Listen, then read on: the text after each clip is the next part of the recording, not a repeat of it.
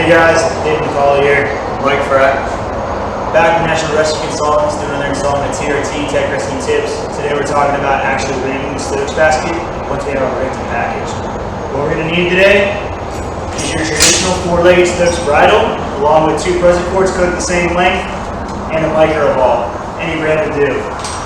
First thing we're going to start off with is lining up our bore ring along the long axis of the Stokes basket. Then we're going to combine 2 legs of the Stokes bridle into 1 carabiner. So as you can see here, we got 2 D-rings going into 1 carabiner. This is essentially going to give us a 2-legged Stokes bridle. After that, we want to make sure that this basket has the ability to ride horizontal and vertical. Here at NRC, we like to rig our baskets to have the ability to transition from horizontal to vertical. What I mean by that is I want to make sure that this length will work for us. Also, when we do that on-the-fly transition, that when this boring rides up here, it's going to clear my victim's head, not smash into his face, right? We don't want that. So once I've established this is going to clear his head, I go ahead and attach this to my carabiner. Next thing we're going to do is we're going to grab our 2 prusik cords. Now these prusik cords do need to be cut at the same length, and we want to rig them in the same location on both sides of the Stokes basket. So I'm going to go ahead and just make a simple girth hitch towards the bottom of my Stokes basket with 1 prusik cord, and again do the same exact thing in the same location on the opposite side of the Stokes basket with my other prusik cord.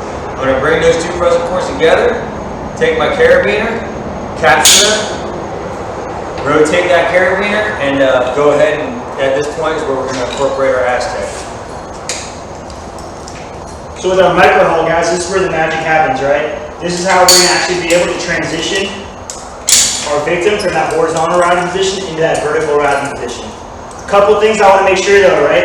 I want to make sure my haul line is going through a change of direction and I'm able to pull down on that. Pulling up on that is nowhere near as efficient as pulling down, as the rescuer is hanging from an additional line.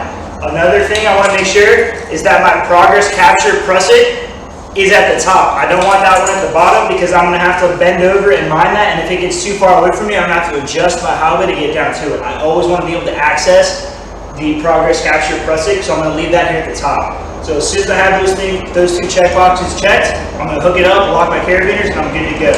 Another thing we want to do is we want to clip that bag off to the foot of the Stokes basket. That way when we do go vertical, we don't lose the basket, right? So now that we have this whole thing set up, we're going to pick the basket up, guys, and we'll show you how we actually make that transition from horizontal to vertical.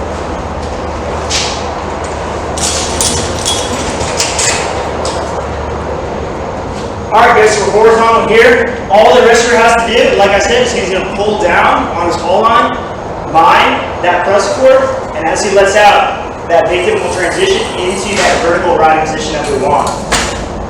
Once he's here, if we need to go back, again, my rescuer, all he's got to do, haul up, that prusik mines itself, and we're back in business. A couple reasons we might want to do that transition from horizontal to vertical is maybe the architecture of the building is a little hard to navigate as the rescuer, keeping that basket off the wall, so riding vertically might help.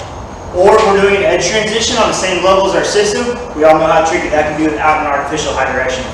So, again, these are the reasons we do it. You got anything for us, Mike? Nope, that's it. Alright, Dave McCall, Mike Fratt here with National Rescue Consultants. Remember guys, train often, train to live.